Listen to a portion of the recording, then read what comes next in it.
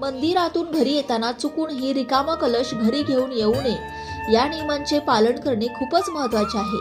नेहमी मंदिरात जातेवेळी पाण्याने भरलेला कलश घेऊन जातो आणि तो कलश ते पाणी भगवान महादेवांच्या शिवलिंगावरती अर्पण करून घरी येताना रिकामा कलश घेऊन येतो। असे करणे अत्यंत चुकीचे आहे। चुकूनही रिकामा कलश घरी आणू नये, यामुळे आपल्या घराची प्रगती थांबते, भरभराट थांबते। म्हणून जल अर्पण करतेवेळी थोडेसे पाणी कलशामध्ये राखून ठेवावे, किंवा तुम्ही सगळे पाणी शिवलिंगावरती अर्पण केले तर मंदिराच्या बाहेरील नळाचे पाणी किंवा मंदिरातील थोडेसे पाणी घरी घेऊन यावे आणि आपल्या घराच्या मुख्य दरवाजावरती दोन्ही बाजूस शिंपडावे आणि आपल्या घरामध्येही हे पाणी शिंपडावे। असे केल्याने घरामध्ये सकारात्मक ऊर्जा येते आणि सर्व रखडलेली कामे मार्गी लागतात। जे पण व्यक्ती नेहमी रिकामा कलश आपल्या घरी घेऊन येतो त्यांना आर्थिक संकटांचा सामना करावा लागतो।